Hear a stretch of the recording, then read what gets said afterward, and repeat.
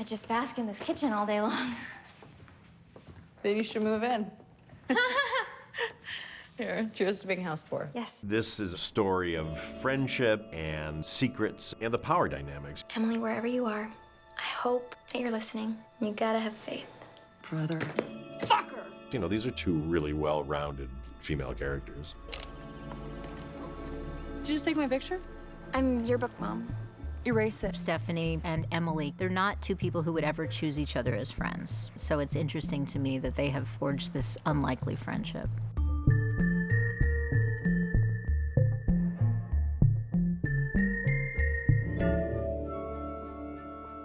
You're starting these women in places where we think we know. That's the chirpy mom. Oh, that's the cool, mean mom. Make me one of those? And then you start to go, oh, wait, my perception isn't quite what I thought it was. Not as nice as you think, so. Are you baiting me? No. I want to know your secret. Tell me. Ooh, tawdry and lurid. Stephanie, she's like tightly wound herself into this. I'm just gonna radiate positivity and optimism. She's just trying to keep up this facade of perfection. Stephanie, she's like one of these people that you count on. You might make fun of her. She's the first person you call if there's a problem, you know, but she's a doer. Please tell me you don't actually own a helium tank, Stephanie. I think lots of people own helium tanks, Stacey, because kids love balloons, especially floaty balloons. Do you not have one? You bad parent? I'm kidding. And then Anna, she can bring that lightness and that lovability, but she has this, you know, this really acerbic side to her, which is hilarious. No woman knows what's coming when a man throws her a She's got one of the funniest senses of humor of anybody I've ever met. This is my dream, you guys. Microfiche. Hashtag microfiche. She could be the pushover when Stephanie needed to be, but then you would want to see her dig deep and find the fortitude to take on Emily and to solve this whole thing. Why don't we first talk about your son's real father? Oh, Emily, I hold all the cards here. Anna as Stephanie, we're talking like small micro expressions and little bits of emotion. She can execute that in this way that is really, truly impressive to watch. I need a martini. Oh, yeah, I like martinis. I haven't had one in a long time. They're good, though. Had one that was, like, mostly chocolate, and I was like, alcohol and chocolate.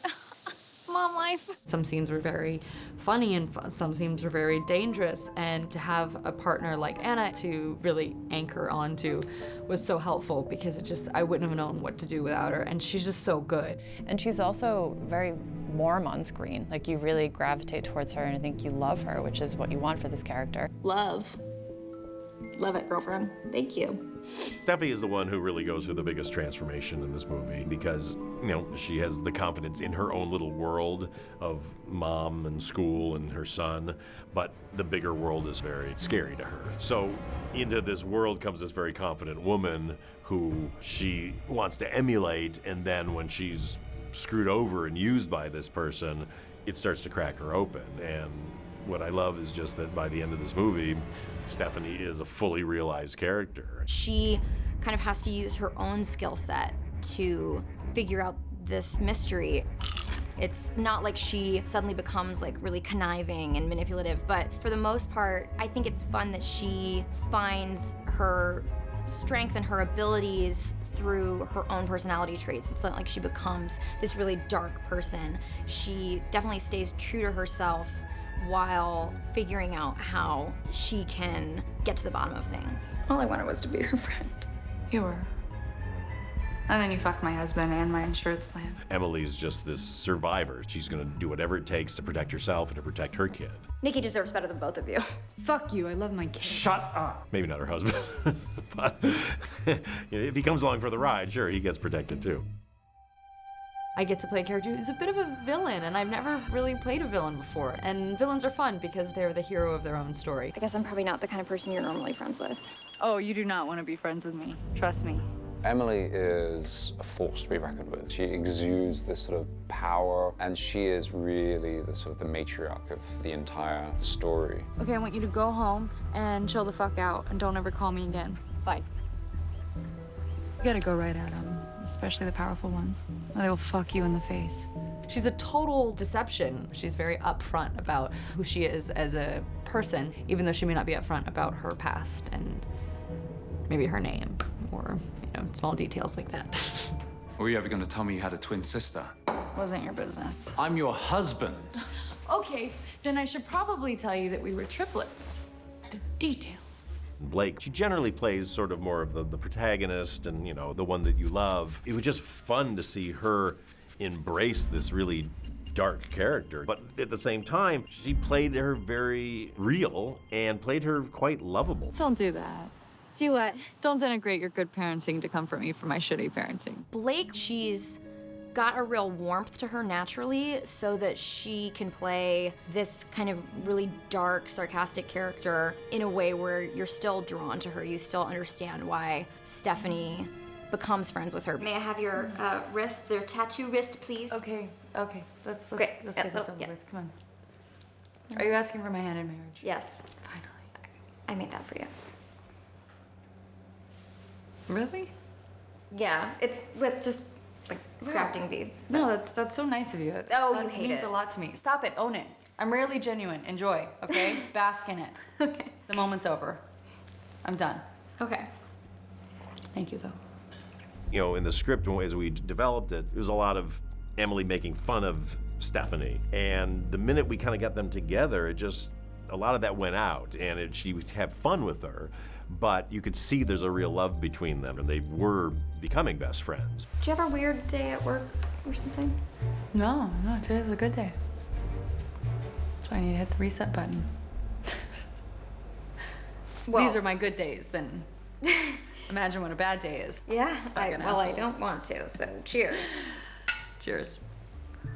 Blake really made it feel like it's playful, but maybe it's not, but there's just enough there to keep Stephanie and the audience intrigued. Will you make me one of those? I'm warning you now, this is a bad idea. That's exactly what we're gonna do it. Oh my, can't wait to see you drunk. I remember coming into the trailer on a day that we were about to shoot one of our longest scenes, and I remember being really relieved because we both kind of had the same concerns about a scene, and it was one of those scenes where on paper you felt like, why do these women become friends? Because they're very different and kind of confused by each other. Once we started shooting it, it was like, oh, this totally makes sense and this is fine. And there was an openness and a warmth to both characters. I was really alone for the first time. And this boy, even though we'd never met, it was like he really could see me, you know? So. You fucked him. What? Your brother fucker. Oh my god. Oh my god. That's your brother fucker. I'm sorry. I'm not. That's. You're a brother fucker. This is really weird. This is a really weird reaction to have to a personal, embarrassing story. The word brotherfucker was used a lot, and it might have been in there once, but then we took it and ran with it. Brotherfucker, I like you. Cheers, brotherfucker. Blake in particular really embraced it with a gusto. Like to use the word brotherfucker as motherfucker, but like I just want to become Sam Jackson in this movie. You know, he just like is like mother like, all the time, but it's just always like straight brotherfucker. So it like just becomes the new thing. Never go It's wrong with me. I swear. brotherfucker. Emily? I think what's interesting is that like on the page maybe my character is like darker or whatever, but then when you find out about Stephanie Anna's character, she's There's like a lot more that more meets the sinister. eye to both characters. Yeah. Yeah. So you find out that Emily is a twin. Her sister, they took very different paths as sort of young teenagers. Blake really liked the fact that she gets to play her own twin. And I love that too, but also as a filmmaker and as a director, I was very nervous about it. For Blake as an actress, you know, she had to step into this. Just the feel and the look is so different. I may just like grab her like that. You know, we have really just a couple of times where we did a tricky shot. The very first time that you meet Faith, you know, that's a little trick shot. But that kind of sells it. Then you go like, oh, they're twins, and then let's let the acting speak for itself. Blake, she really worked hard on defining both of those characters, but also was very instrumental in figuring out who would kind of body double her, who would play Faith, because, we see Faith stripping off her clothes and running and jumping into the lake. Blake really felt like, you should see the physical difference between Hope, who's got a good life, and Faith, who's had a terrible life. And then it was just really getting in there and acting it out. And so, you kind of block out the scene, and when you rehearse, you kind of have her read both parts. I remember when she came out as Faith in that initial hair and makeup test, the transformation is shocking in a really fun way. And then in acting against yourself and making it feel believable while you're murdering yourself, in a lake, that's tough. And she really went for it. But it was hard, having Blake against Blake in water, you gotta marry those two things. You got water, which is unpredictable, but my amazing digital team over at Furious, pulled it off as they always do on all my movies.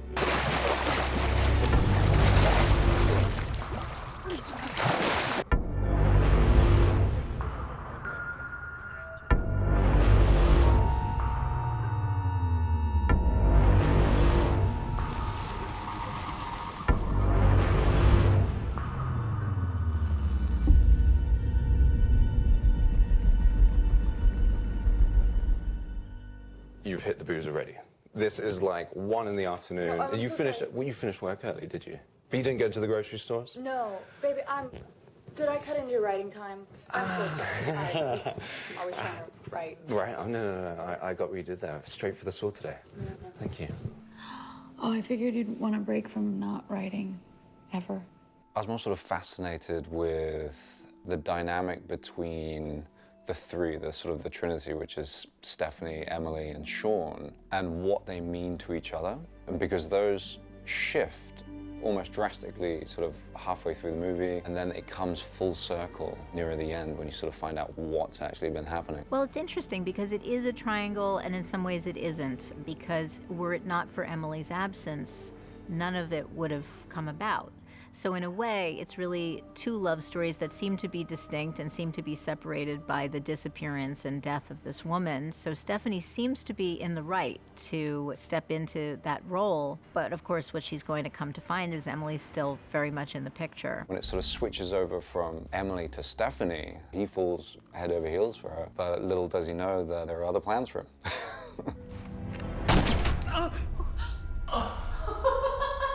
You fucking shot me. You actually fucking shot me. The amazing Henry Golding, who, this is only his second, not only just movie, second time acting in anything. He was a travel show host for a long time, and if you watch that stuff, just watching him, I go like, this guy's just so naturally charismatic, but, he's not a trained actor. And so basically we wanted to do a chemistry read with he and Blake. It's just a way to see how each one of them's gonna play it. Like, oh, pretend that you're lovers on an airplane. It's like, okay. Do it again. One more time. Guess what I found? What did you find? No. You're kidding me. Where did you... My little Sherlock Holmes. Mom's gonna be so happy, you have no idea. Oh, Mom's not getting that. Come on, it would be such a waste. She would take it to the grave. Excuse me? Not amusing, my darling. Not joking, my darling. I took it. I have no intention of giving it back. Blake was so lovely with him and just was rooting for him to do well, and he did great. I grieved for you. I mourned you. That's how you grieve. That's how you grieve. This balls deep in my best friend. Fuck, that's some Shania Twain shit right there. There were so many things that I take for granted that I was like, oh, Henry's been in one movie before this. This is so exciting and interesting, and it was fun to kind of see his enthusiasm every day and kind of get reminded of, looking at things with fresh eyes and a fresh perspective. And freeze and cut. And he's just so charming that, again, there were scenes on paper that I was like, is this turn gonna make sense, because in this scene I'm sort of suspicious of Henry, and then by the end I'm really charmed by Henry, and he's just such a open soul that you totally can see that happening. A lot of other movies would have treated a man at the center of the movie like this prize for the women. And it's really the women who are moving all the pieces of this chessboard. Hey, it's pretty simple, you know? It's your choice. Her or me. It's not that hard. Honestly, the role of Sean, he is in service of these two women. He's caught between these two women. Sean, did you know that Emily had a twin? No. Poor old Sean is stuck between a hard place and an even harder rock. He's got his hands full, I tell you. Juggling between those two it's not easy. Stephanie, don't do this. Please don't make me call the police.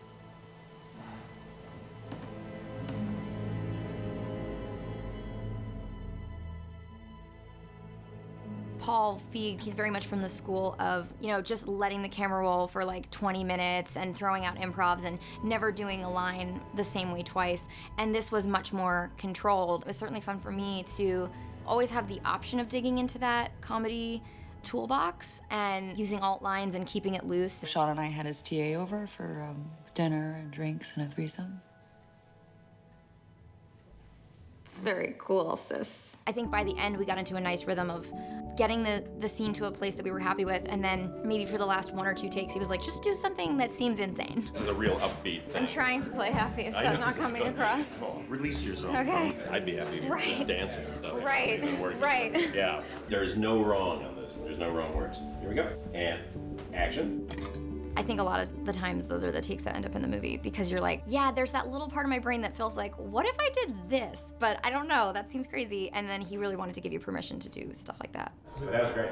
Paul directing this movie, he knows how to tap into what makes women funny, but never in a mean-spirited way and never in a two-dimensional way. There is no better guy than Paul. I think he's incredibly talented, and if he says jump, then I will say how high. It's almost like, you know, so it's like, he wants this shit. Yeah, okay. Nobody wants to buy this shit.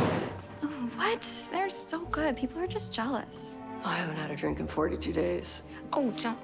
Might as well celebrate.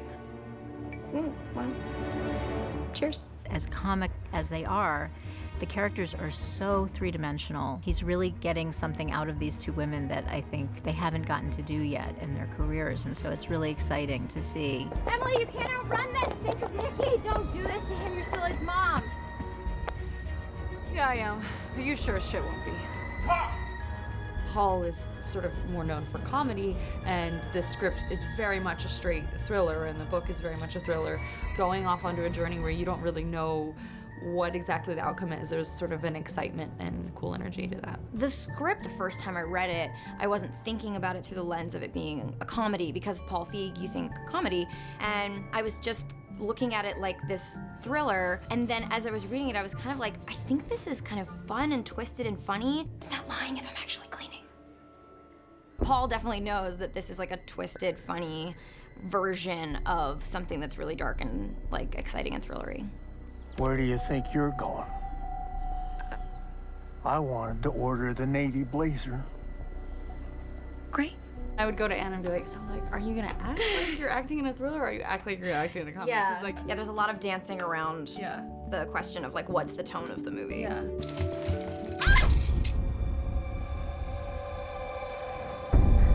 Most days, I had to like come in with a crib sheet about like, where are we in the movie? What do we know? What do I know in real life, and what am I pretending that I know? There was a lot of that going on. It was almost like a riddle. Like we would get lost in it. We would have to like actually like diagram it out and say, okay, this is what's actually happening. This is what we're pretending that's happening, but this is what we're showing other people is happening. Yeah. And then sometimes we would realize in that it didn't actually line up, that our Yes. riddle had gone wrong. So we'd be like, oh, we gotta come up with a line to show that we didn't actually know that we knew. Yeah. Because we're pretending that we knew, and then by pretending we actually find out then Yes, that's and true. I feel like the question I asked Paul most times was like, do I know this for real versus like, do I let Emily know that I know this? It's always fun when you don't know what the heck is gonna happen. It's always fun when characters completely surprise you and you think they're one thing and they end up being something else. So I think the whole entire journey is enjoyable in and of itself. And it's just twists on twists on twists. I'm sorry. I'm not sorry. Oh, I'm still working on that.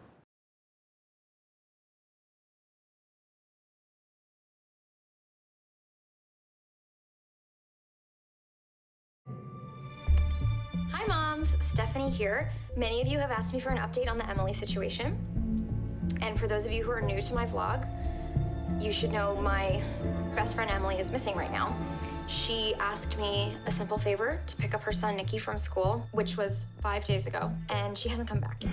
Excellent. The reset. The reslate. That's great. It's great, Anna. Really good. When I got this script, I thought, wow, this is kind of a dark comedic thriller. Oh, this is going to be fantastic. This is like a twisted, funny version of something that's really dark and like exciting and thrillery. She's not coming back. Tell you much, Dateline. If the case isn't solved in the first 72 hours, they're always dead. Let's cut. That's good. Let's cut. I thought it was a great move for Paul also to kind of, you know, find a new niche for himself. Paul is just so supportive, and he's just such a warm, receptive audience. And you really, really trust him because he has such great taste. Is my tie straight? That's Yeah, your tie looks beautiful. I mean, every day he wears a three-piece suit, and every day has this sort of elegant stance, and it's kind of very impressive. Come on. I gotta dress like this.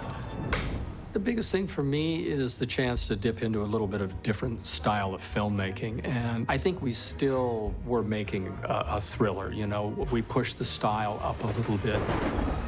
What I liked about this is it's one of these kind of thriller stories, but it's taking place in the suburb, and so we always refer to it as kind of suburban noir.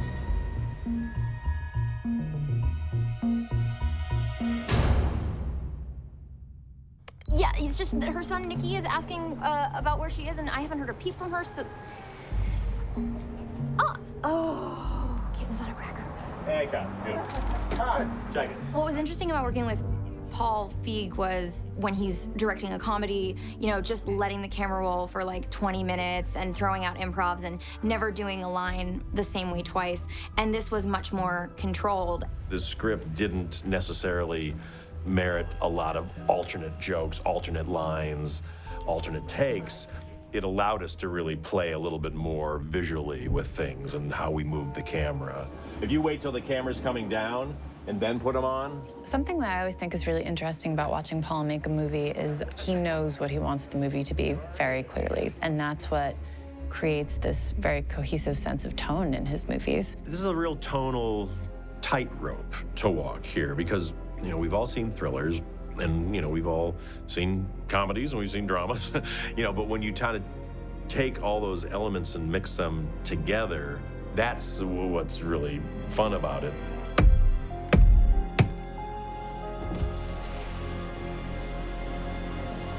Where do you think you're going?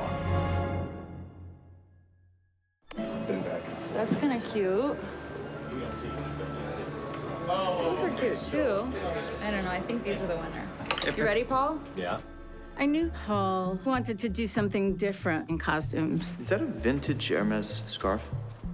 My Aunt Frida gave it to me. Did she want you to hang yourself with it? Look at the knot, Jesus. I knew that I really wanted Stephanie to dress very bright. Cute socks. Oh, thanks. They're from Target. It's $10 a pack. It's so great. Stephanie's character is like the perky suburban mom.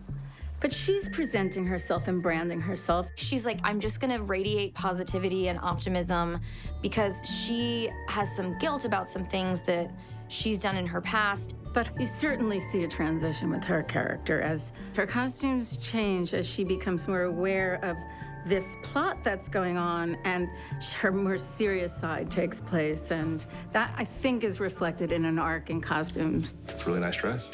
Oh, thank you. Doesn't seem to be your style, though. Oh, I'm very versatile. And Blake's character, she is really dressed in very iconic men's suiting. Not in a feminine way, but in another kind of a way, in a really powerful, sort of strategic, you know, look. And I know that everybody, you know, they want women to be sexy, so they were like, it's not gonna be sexy if she's buttoned all the way up to her neck and bow ties. And we were like, just trust us, it's gonna be super hot. Wanna get out of here? Mommy needs a drink. Hi, I'm Jefferson Sage. I'm the production designer on A Simple Favor. Jeff Sage is amazing. This is, I think, a very slight stylized push, and he really subtly did that well. It shouldn't feel exactly like your everyday life. Like, the whole thing is just pushed a little bit, and I think that in his small choices and large, he really pulled that off. How different is this color scheme? Completely different than our other school, or is it? No, I think the brick is good. That's why I was kind of looking for a side angle. This is a movie that takes place in the suburbs and in houses, you know, so it's not like dynamic in the way that like an action movie would be or something.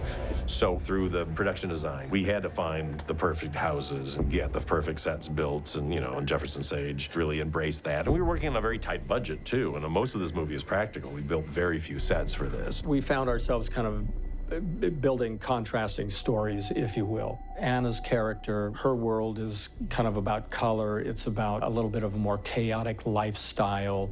It's more down to earth. I like martinis. I've had one that was like mostly chocolate, and I was like, alcohol and chocolate. Mom life. Oh, okay. On the other hand, the big house that we established as in Blake Lively's character, everything was quite pristine, and it was a lot about empty spaces, voids, large, tall proportions. Pretty much half the movie takes place in Emily's house. So we had to find a place that you weren't going to get bored with, basically, visually. And this place was just an absolute gift because it had this big open floor plan. This house is incredible. Oh, thanks. It's a fucking money pit. And then color-wise, the palette was very limited. Grays, whites, here and there a touch of color, you know, very deliberately placed to sort of add a focal point to that end of the room or that part of the house.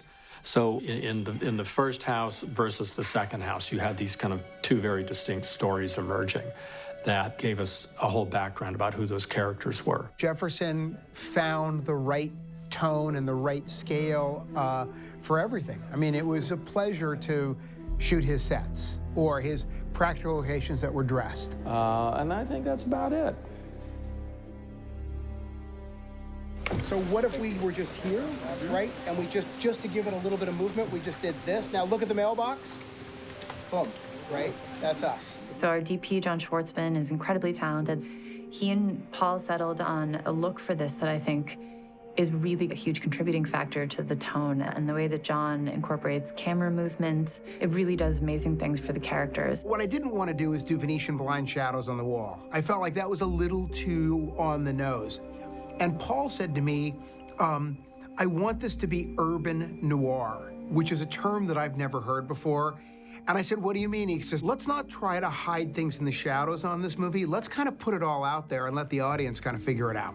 The great thing that John added was moving the camera and finding the shot. You know, we might have the composition there, but John would come and he'd move and swing into it, you know, so there was this added cinematic quality. I think it's been a fantastic choice for the look of the movie. We used what we call a Libra head. It's a gyro-stabilized remote head, meaning that the guy who's actually operating the camera is turning wheels, but he's not on the camera. What that allowed us to do was roll the camera around on a dolly on the floor and not see any bumps. John Schwartzman's one of the kings of moving the camera, you know, and boy, nobody runs a set like John, I tell you, man. He is a general. He always said he could run FEMA, and he could be president. I wish he was president.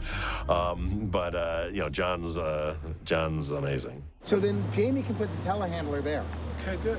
Which will help us because by the time we come out here, the sun's going to be over there. We won't have any shadows. That's awesome. Great. So that's that'll. Better. Yeah. So that's good for him. That's where he wanted to put it originally. Let's do that. Okay. Okay, good. All right, guys. It's a good day's work. Yeah. Yeah. Well done. I'd never shot a movie in Canada. My mom was Canadian, but I'd kind of forgotten about how much I loved Toronto. And since this movie's supposed to take place in Connecticut, it doubles perfectly. The first scout, we found Stephanie's house immediately. We had an idea of where Emily's house would be, but we found maybe the 4 key locations within 2 trips out, which is, you know, it's a little unusual. When Stephanie drives up into Michigan and stays in a little hotel, goes to that mansion, goes to the lake, you know, the idea was to keep everything particularly rural. 2-lane roads everywhere, that we get the sense that they're kind of out and away from the rest of the world a little bit. Well, it seems just perfect. And my son's practically a porpoise, so I know he's going to love swimming in that pond. We imagined that the camp had been there for 50 years. You know, send your kids out to the woods for the summer, and they live a rustic lifestyle. And the camp sat right on a small lake. So it gave us that important piece of business, you know, right there. We ended up going to New York to shoot some New York exteriors because our character that Anna Kendrick plays goes into Manhattan. And Paul said, keep in mind, we're looking for Hitchcockian moments. I was like, of course we are. So we found some great kind of angles up on the high line so we can sort of follow the car.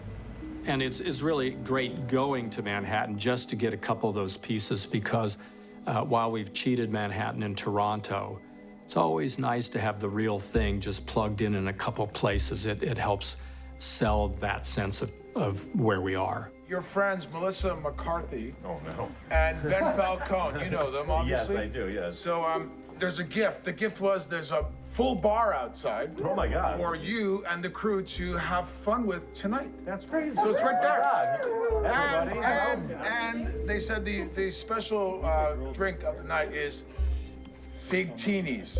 Oh, boy. Well, so, enjoy that, everyone. Everybody, so that's it. There's an open bar for everybody to partake in outside with real booze and everything. That's from Melissa and Ben. They say, surprise. I think Paul is certainly one of the brightest men you'll ever find in any room. And he's got an incredibly excited and gracious working style. So he's somebody you want to spend 10 hours a day with, and Paul is a collaborator. So I think if you ask the crew on this movie, everybody would feel in some way that they had some authorship in the movie. And I find that directors that can do that, they get the best out of everybody. Excellent. I want one more. There's something that happened for me personally working with Paul. He just sort of pushed me to slightly go a little further than maybe I would have with another director. This one really takes you through some major twists and turns like I haven't done before. And it's all thanks to the amazing source material from Darcy Bell and Jessica Scharzer and the work of my amazing actors and my amazing crew. You know, this is why we make movies. All right, now that's a wrap. Yeah. That's a wrap, everybody. Thank you very much. That's a wrap.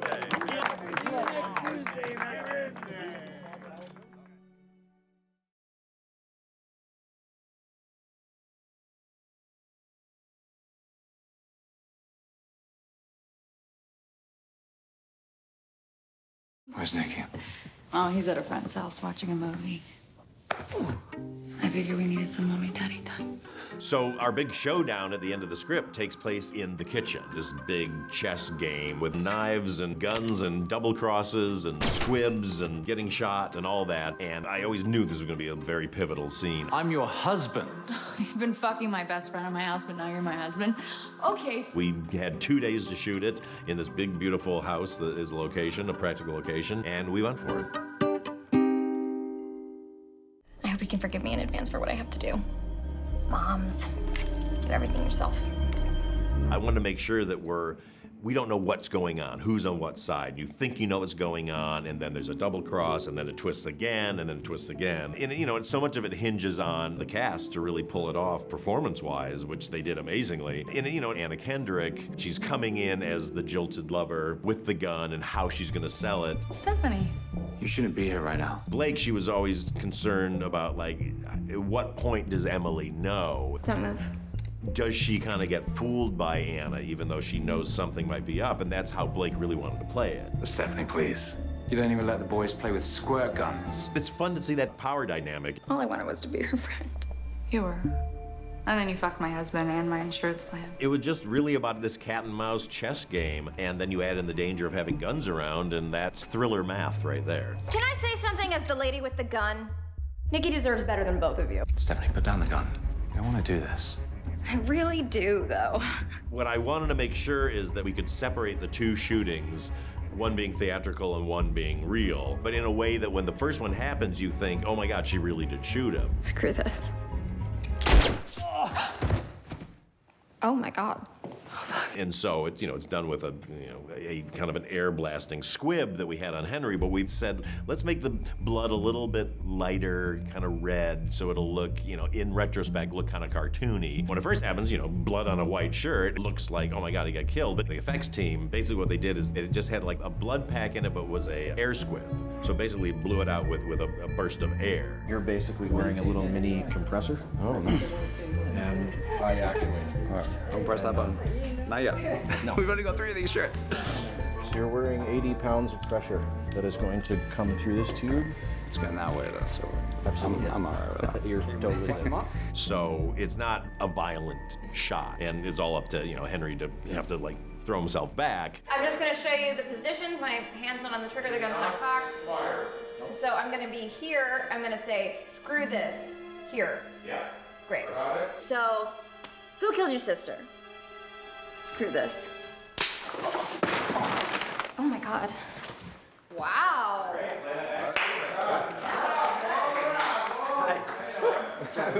So when we wanted to have the real shot, when Emily really shoots him, that's a real squib, and it also has a squib in the back so that the bullet goes right through him. And if you watch very closely, that you see the bullet hit the back wall. Oh shit, you're right. You actually fucking shot me.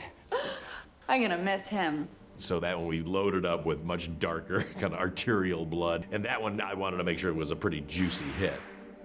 This is the real squib. Squibbing levels. So this is not air, this is an actual tiny little explosive. Yeah. Make sure you're putting it out the right way. Yes. That way. It's a tiny little squib. There's a brass hit plate. Whoa. That goes in there, like so, with a little bit of plasticine to keep the hit down. Then you have a product called Zorbathane. It's just a shock absorption, and this will sit underneath the brass. So the sensation you feel when this goes off, explosives always look for the path of least resistance. So it's going to want to go back. As soon as it feels the metal, it's going to shoot out. And that's basically how it sits. And then there's a blood pack on top of it. We trigger it with a wireless detonator. It's going to want to push it back into your body. Okay. Most of the sensation is going to be the sound. It's very, very loud. It's like a gunshot. It feels like I'm about to play football or something. Because there's a little big old pad there. First time having a proper... First time? Explosive on me, yeah. You're going to love it. Very hard not to forget the fact that you have an explosive attached to your chest. I get kind of sketchy with the real guns on set. Oh yeah? It freaks me out a little. We're not used to guns at all. Because I'm gonna do that, and then she goes like, oh, I guess I am, and then I'm gonna like, you fucking shot me, and then I'll take like a beat, and then I'll just kind of collapse. Yeah, down, and yeah, totally. Yeah, exactly. Okay. Last looks. Zach, you okay? All right, let's do this then, please. Position. Brother Mark. Go hot, please. Go hot. There you go. Here we go. And action. You always have been fucking crazy, haven't you? Have I? You fucking shot me. Oh my God. You actually fucking shot me. Oh my God, he's right, I am.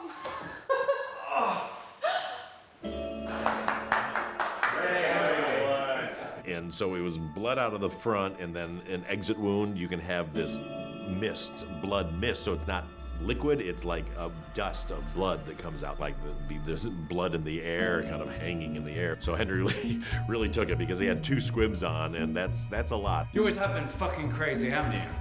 Have I?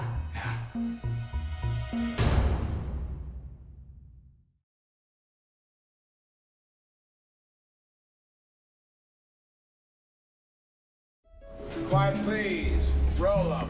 We're rolling. All right, here we go. Go from kind of just coming around the corner. Let's flip a lens, and action. Should we just move cameras and do it again? Yeah. Do something else? Let's move in, yeah, totally. And got. Very good. Check it. Thank you.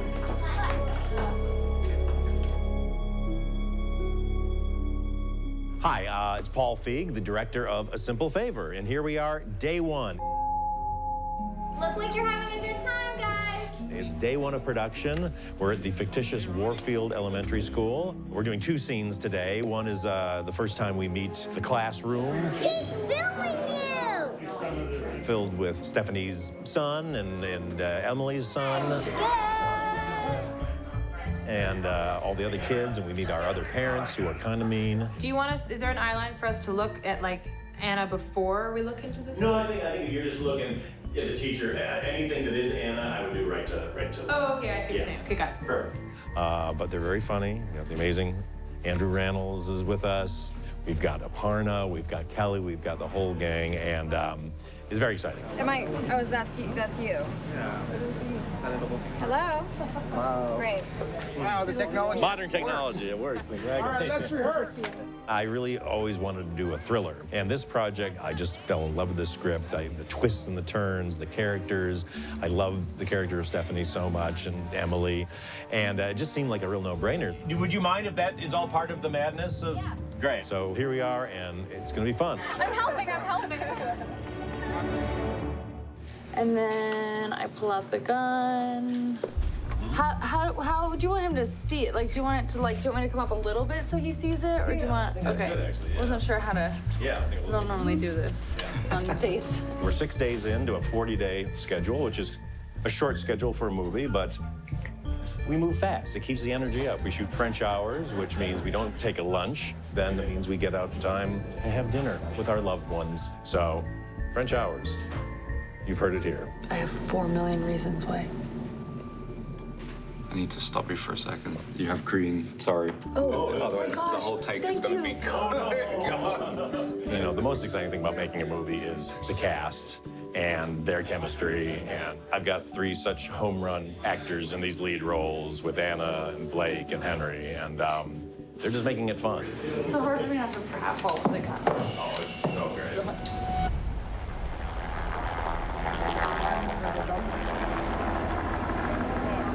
I'd roll, yeah, but get all that. So here we are. We're approaching the end of week 2. This is our last day out here at Squaw Lake. Roll camera! So we're setting up for basically the discovery of Faith's body. A movie like this is interesting because, you know, I'm known for doing comedy, and to me, I look at this movie, I wouldn't call it a comedy, I call it a fun thriller. But the situation is very real, and there's a lot of stakes in that way. Tonally, you really got to walk that razor's edge, and some of the stuff we shoot, some people might go like, oh, that's really serious. I didn't think that was gonna, you know, I thought you were gonna have more fun and make that lighter. It's like, no, if we do that, then our mystery and our thriller elements don't work. And so it was really important to Blake and to all of us to get that makeup right. It will be real, it'll be fairly gruesome. But again, you got to have the stakes right. If they pull her out and she just looks like the beautiful Blake Lively with a little bit of dirt on her face, then who would believe that? So we're really going for it. Vivian Baker, Blake's makeup person, did the amazing work to bring hope and faith to life and to death, if you will. These are 2 women who had 2 different opportunities in life, and look how different it can end up. I'm out of cash. Shocking. I would go from having Viv do this beautiful makeup and Cleona do this gorgeous hair, and then Viv added the scabs and some of that stuff. But, you know, we just took a thick drugstore powder and made it, like, across my face. It looks very different, you know, and it feels very different. So what was interesting to me was how it could be the same woman, but she could turn out so differently. Okay. I don't normally like yogurt in a smoothie. If you're vegan, you can get coconut yogurt, because we have coconut oil in this anyway. I don't know what I'm talking about. Good. Reset? Excellent. Good. Here we are. It's week 3, and we're spending the entire week at Stephanie's house. What I love about this is it's an extension of her character, and so we really took a lot of pains to make sure that the house reflects what her attitude is and how she tries to be happy in life and how she puts on a front of that everything's wonderful, even though she has a deep, dark secret. Every single thing in this house has been picked out, from the books to the DVDs to the little tchotchkes that are around. What else should I grab? I don't know what else I'm supposed to grab. Good. Yeah. Reset. First of all, this is the first time I've worked with Anna, and we've had so much fun on this movie. She's such a professional, and she's so talented. It's really unbelievable. I mean, she's one of these actors who just every time nails it. Good. Let's play it again. That's what I love about directing is you hire the right people, you hire great people, and then you kind of get out of their way. You have a great script, you have great people, you set up the shots and set up the set so that they can thrive, and then you get out of their way and let them do their thing. Look, I'm flying back in tomorrow, and then I can pick Nikki up as soon as I'm on the ground, and that'll be that. Alrighty? Yes, alrighty. Her name's not Emily, you know. Her name's Claudia.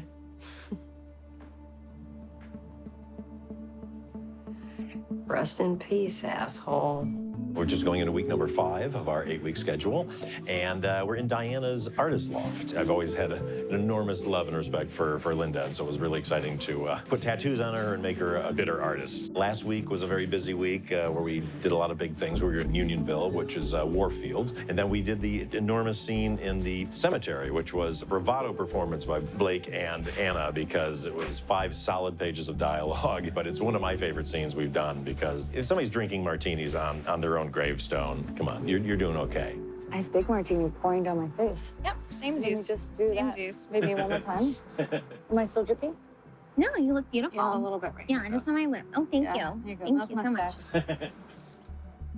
We're officially halfway through the shoot, and a lot of times on movies, when you hit the halfway point, you're already exhausted and kind of going, oh my gosh, we still have halfway to go. I think it's the first movie, to be quite honest, where I've just been so energized and like am almost sad that we only have 19 days left on this, because this amazing cast and this amazing crew, you know, and shooting in Toronto, which has just been so lovely, and I just think we're getting great stuff. I'm really, really happy, and more fun to come.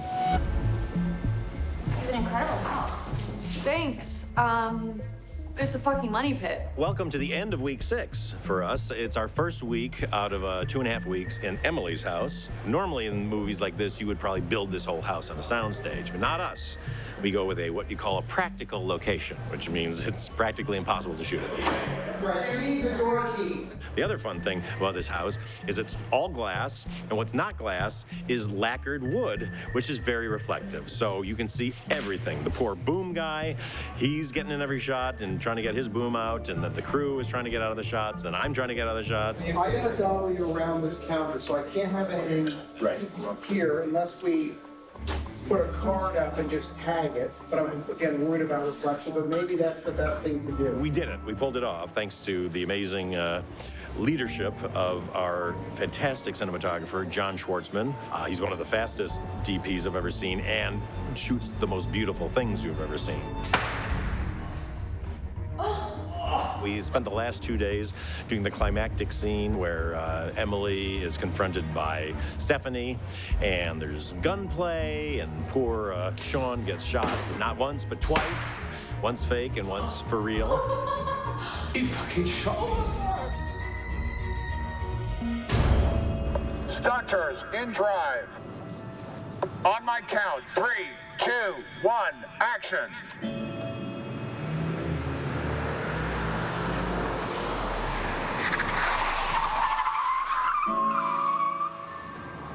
Cut, all safe. Nice guys. Hi, welcome to day 39 of a 40-day schedule of A Simple Favor, which means we're almost finished. We got a lot of cameras today. We had 5 cameras shooting that sequence, and so 4 of them are going to go onto this car right here. So I've got a 3 shot through the window. I've got a single on her. I've got another single on her. I'm going to do a 2 shot right here. Oh, okay, great. That's what I need. Yeah. They're going to set up a turntable in the middle of this intersection. We're going to put Stephanie's car on it, this car with all the cameras, and then we spin it around. Action! Action.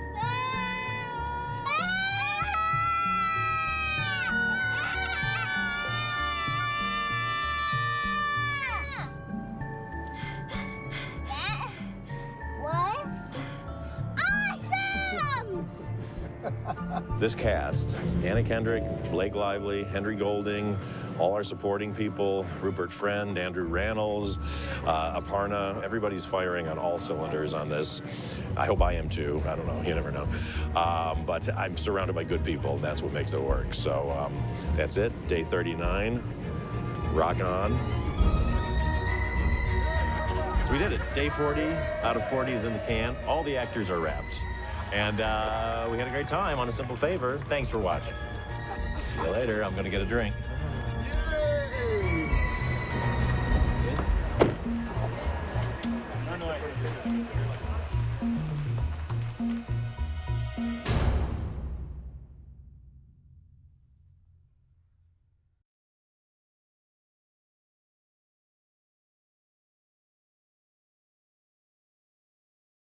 What's great about Emily is that she's such an outlier in this little suburban world of these parents in this small town. Her being in the fashion industry, that was in the original book that Darcy Bell wrote, and we just really embraced it because it just makes you from another planet. Everything about her is like an alien dropping into this world. So that was just such a fun thing to play with. And then since Stephanie has to start investigating this and go into Emily's life, to send our little innocent Stephanie into this world of high fashion in New York was just too much fun to not get to play with.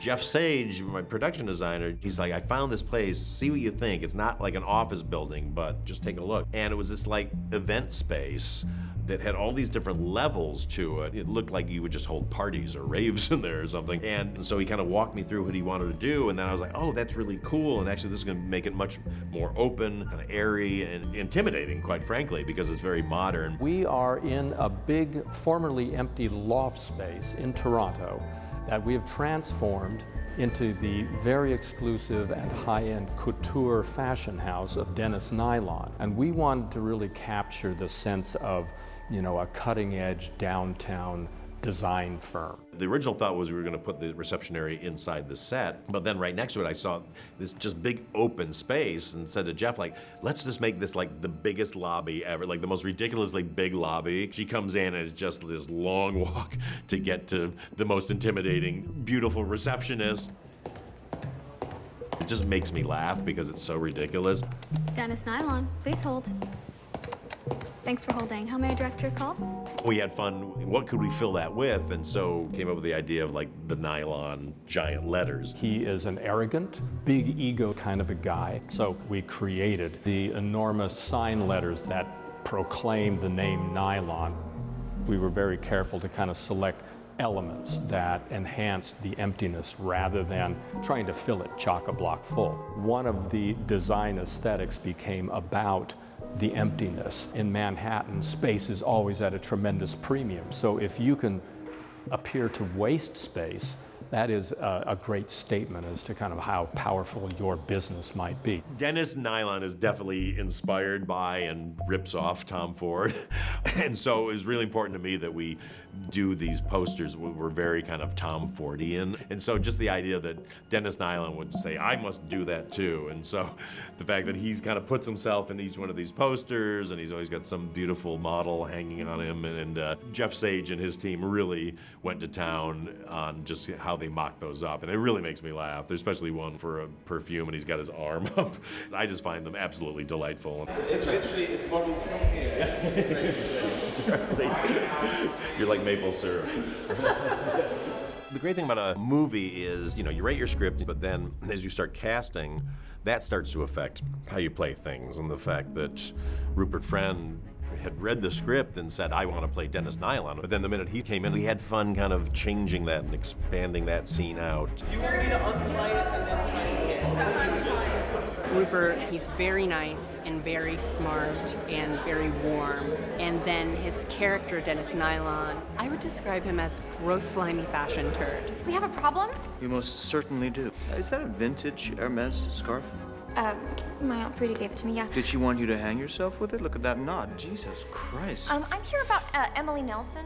What about Emily? What happened? Rupert was just great. He just really embraced the role, and then we had a lot of fun trying to figure out what his look would be. And Renee Kalfus and I kind of settled on the idea that he probably rips off both Tom Ford, but also Tom Brown, who wears the short like pants that are kind of flood pants. That's kind of his look. And so that all just kind of came together into kind of this weird taste of other designers thrown in and a little bit over the top. So Dennis Nylon sort of represents the worst of what fashion could be. Listen, you bargain basement Tom Ford. I will tell the thousands of moms that watch my vlog that Dennis Nylon is a bully and that they should stop buying your tacky blouses made by Indonesian children, because if you lose moms, you lose business. If I'm tacky, okay, you're... This has been fun.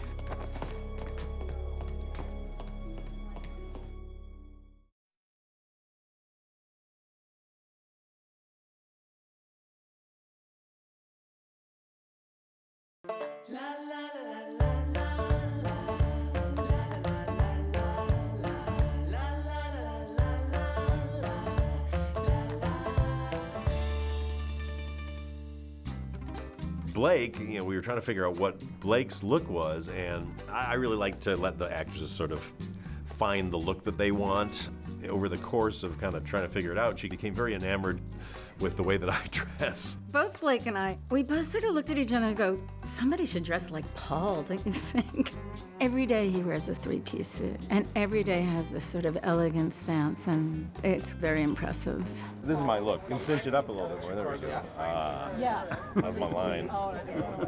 Looks awesome. Paul is very fancy and snazzy. One time, he loved my wife's loafers. I take that as a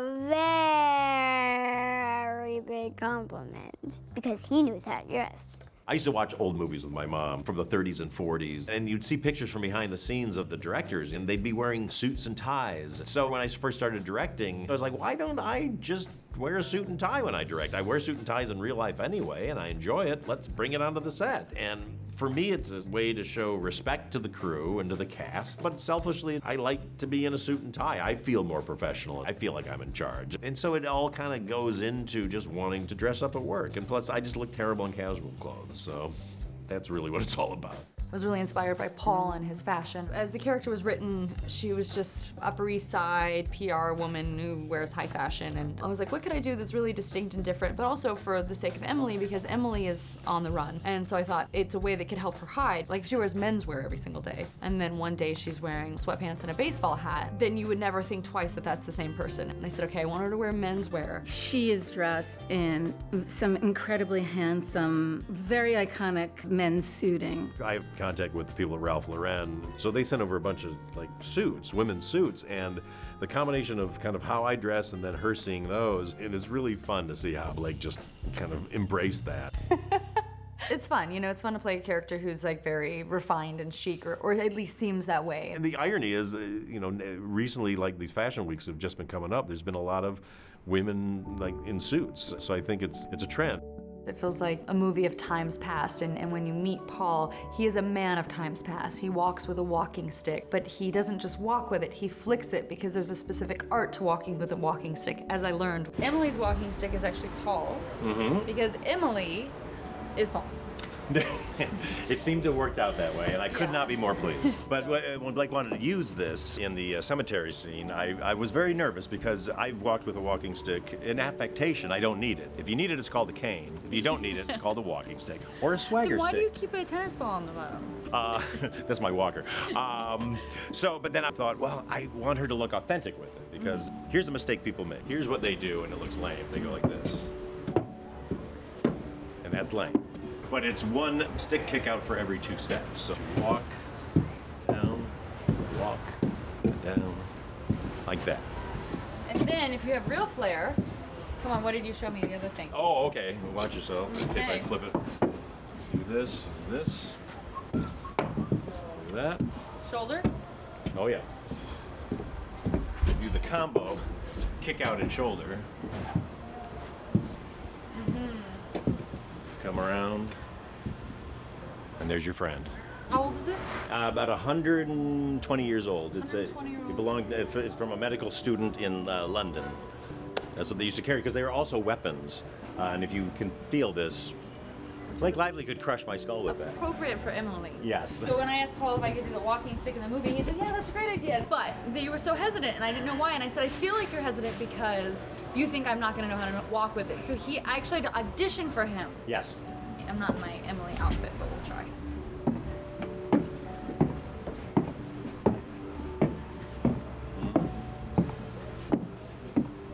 See, way better than I do. She's made it. No, it's true. You've made it your own. That's how to walk with a walking stick You're with welcome. Blake Lively and Paul Feig. Blake Lively used it. It's going to be in the movie. It's featured in the movie, so it just went up in value.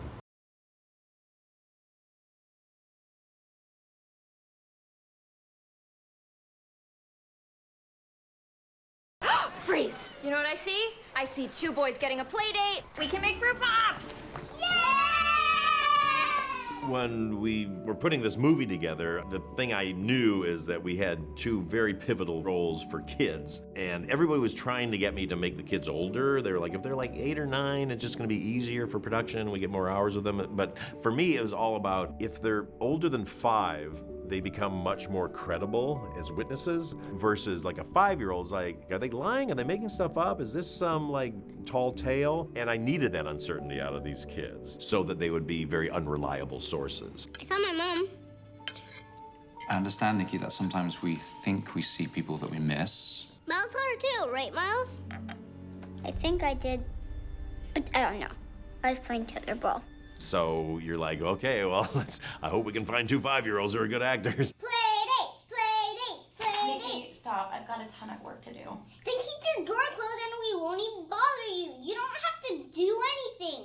God. You know, Nikki was the most difficult character to cast because this needed to be a kid who's spirited and is kind of like a little bit of a loose cannon. So weirdly, the first kid that walked in to audition for Nikki was Ian Ho, who ends up being perfect for the role. He's actually 7, but he looks like he's 5, and he was just very funny. No, thank you. So I remember he walked out, it's like, did we just find our kid after one audition? And we saw other kids, it's like, holy smokes, it's Ian. Yay!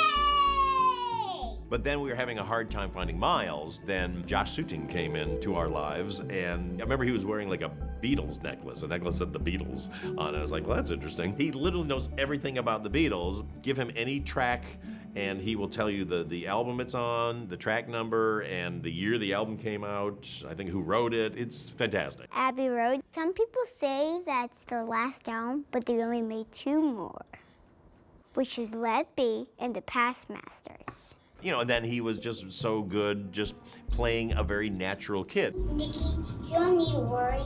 Mom's in heaven now, with my dad and Uncle Chris. Miles had to be sort of this kind of sweet little angelic kid who, you know, has a sweet mom and Stephanie and just is innocent, and Josh was able to do that. Nikki, you don't need to worry. Your mom's in heaven now. No, she's not. Shut up! Ah! Nikki Nelson. I describe him as like his mom. He's kind of like the opposite of Miles. Miles and Nikki are best friends, and they sometimes disagree, but they always work it out. Nikki, you don't need to worry. Your mom's in heaven now with my dad and Uncle Chris. No, she's not. She's in the ground. She's never coming back. No, she's in heaven now. Shut up! Ow! Stop it! Right. Paul, is that what you want me to say? Yep. That was great, buddy. I've done a lot of fight scenes in my career. I've never done it between 2 little kids. She's never coming back. Wow. Ow, Oh my goodness. Stop it! Wow. Oh my gosh. And you are. We should have shot it. I just touched him and then he falls down. I'm making little kids fight. That's part of my job. Shut up! Ah! Ow, stop it! No children were harmed in this movie. Keep your arms up in front of your face, bud. That's it. Well, like this. Keep your arms together. You can like actually that. hold your put your arms together. There you go, right in front of you. Yeah, that's... A lot is done in camera with editing, but we had 2 little troopers doing the fighting. Does it feel good? Yeah, more. Yes. More. Faster. Action. Nikki, what the hell are you doing? Calm down. Stop it. Like I said, we sometimes disagree, but we always work it out. Shut up! Ow! Stop it! Cut. Tail slave. Tail slave. Animal. All right, guys. Good job.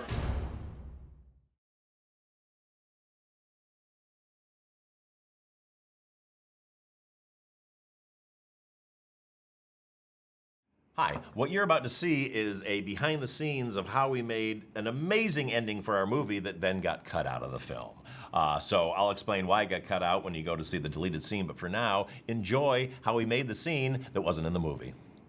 5, 6, 7, 8. Boom. Yes.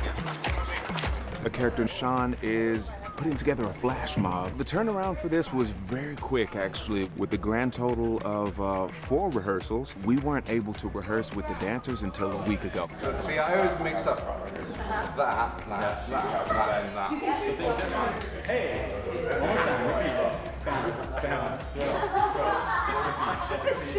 The funny thing about this dance scene was it was really going to be Henry's show. He had to carry a lot of the weight on this, and I know he'd done dance things before, but never kind of this specific.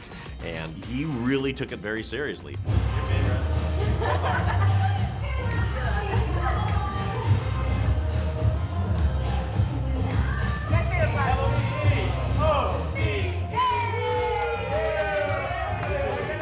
You know, and then on top of it, we wanted a lot of the other cast members to be in it too. It was going to be kind of a big reunion of all the cast where you see everybody dancing. They all had so much fun from these dance rehearsals. We're working with kids, some that have danced before, some that have not. We have 6-year-olds learning this choreography, dancing next to 30-year-olds, 40-year-olds. They found all these like local kids and adults, but especially these kids who were just so mind-blowingly amazing in the dancing they were doing and the moves they were pulling off. It was really, really something special.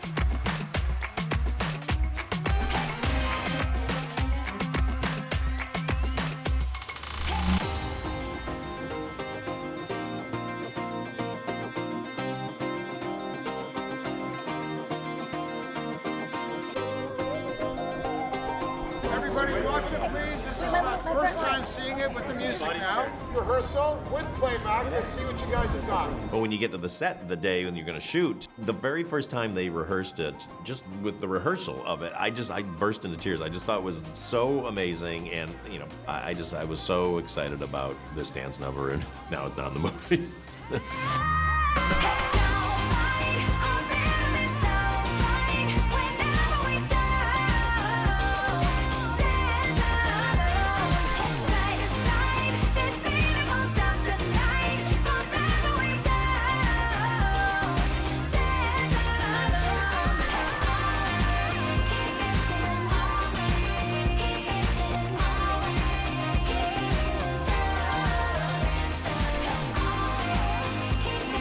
What we did here today was, you know, straight out of Bollywood. I'm a huge Bollywood fan, so really wanted to give that feel to this too. And now the pressure's on me and my team to get it on film so that it works and it's great. Do you want me to stay wide but just swing around, or do you want to? I mean, we've got the one special over the top, and maybe let's work our way towards that.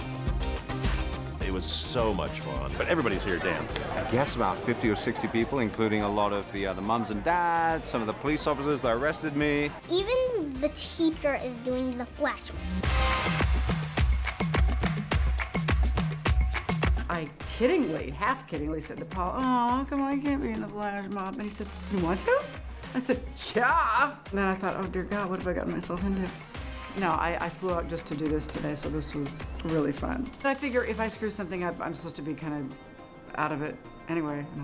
And watch for her flask at the end, because Mrs. McLandon, like myself, is never far from a drink. Hey guys, yeah!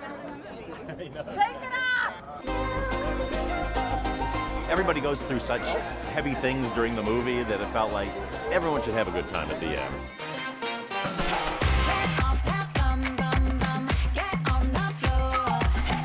I mean, it's a party behind me. I don't know if you can see that, but everybody's charged up right now.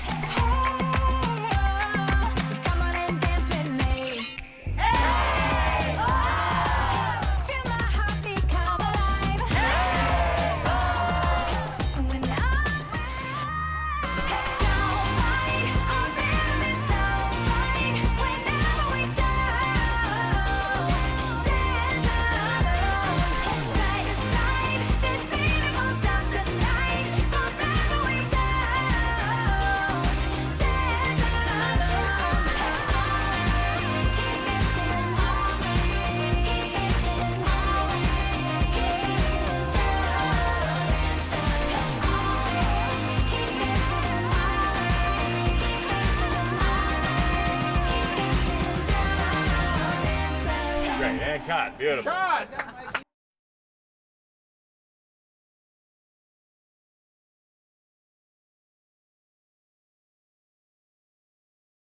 Hi, I'm Paul Feig, the director of Simple Favor, and what you're about to see is a very sad deleted scene for me. It was supposed to be the ending of the movie. We're going to do the end credits over it, and it's an amazing flash mob dance number that was choreographed by the spectacular Stephen Twitch Boss and Allison Holker. Henry Golding went for it, learned all this choreography. We had a lot of our cast came in and did a lot of dancing for this, but what happened was audience members, when we showed the movie, loved that Stephanie won the day and overcame Emily and all this so much that they just wanted her to ride into the sunset, and they didn't want her to be dependent on anybody. And so sadly, this scene was all about Sean proposing to Stephanie. It's out, but here it is for your enjoyment. And not only that, but it is an amazing original song by Teddy Shapiro, and you're gonna love it. So this is what could have been. Enjoy.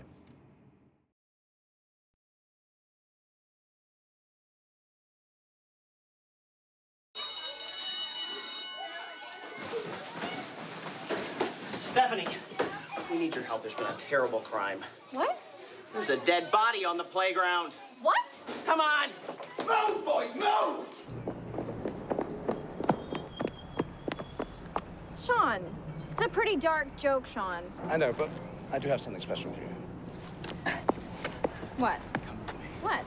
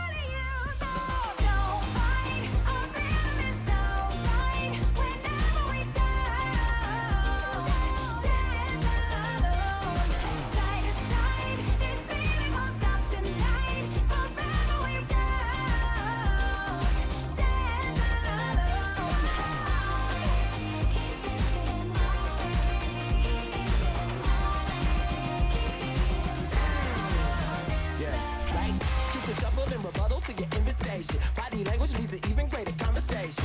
So come and work on me for your occupation. Love it when you drop that 9 to 5 on me, babe. First glance, I knew we'd have a second date. By third dance, I saw us moving forward, babe. Put your hands to the sky, cause we roller coasting. Moving up, down, left, right, my controller. Yeah, just enjoy this night for a lifetime.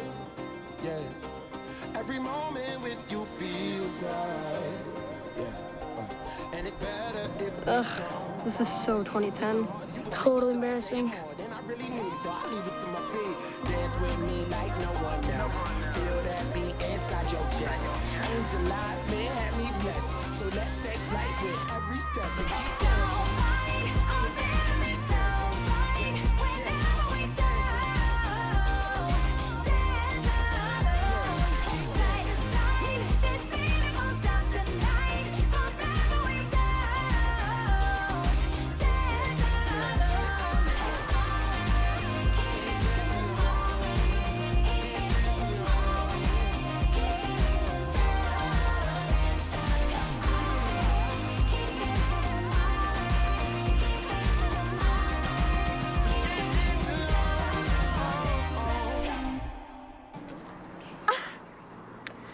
Stephanie, will you marry me? Oh my God, you're so obsessed with me.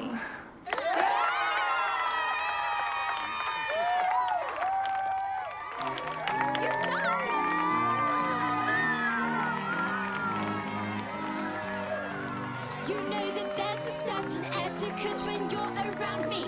Now, darling, I'm an English rose and I enjoy drinking tea. I like to drape myself in silk and act like I'm royalty, and only socialize with classes.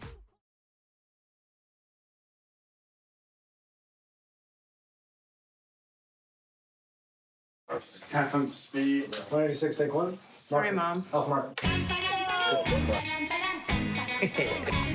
Sorry, it turned off. Is there a way for it to stay on? Well, that's what happens when you put your. Oh, it does? Yeah. Oh my God, Grandpa. Everybody should just like kind of turn and stare at it. Okay. Stare? Yeah, well, turn and look. Just glare. Yeah, but that's why you have to. Like a long continued. Well, that's why you. Take it easy, Tarantino. Yeah. How does a human cross their arms? Okay.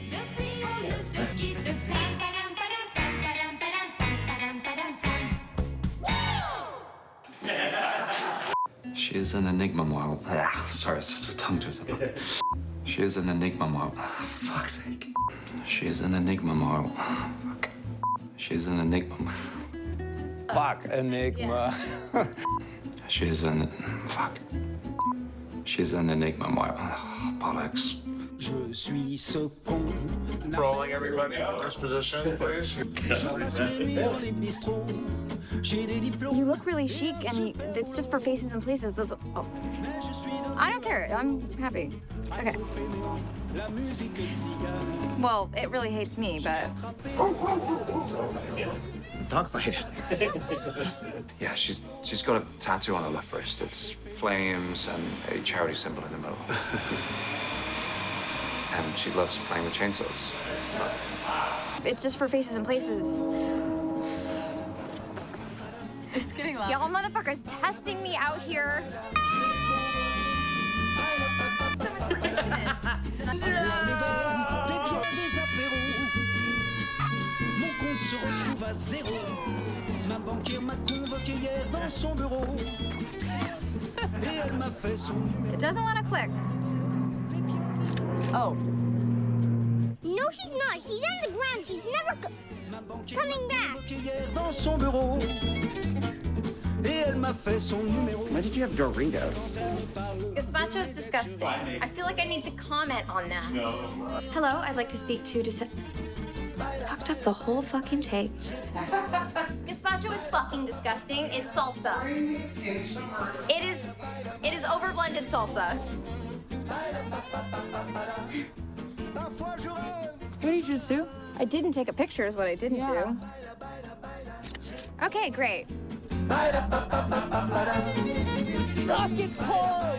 Stephanie, we need your help. There's been a terrible crime. What?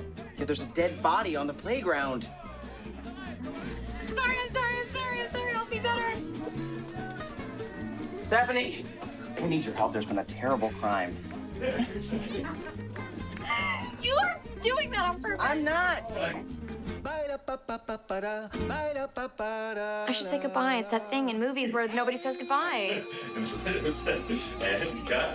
Again, I'm not going to apologize for who I am. Here we go.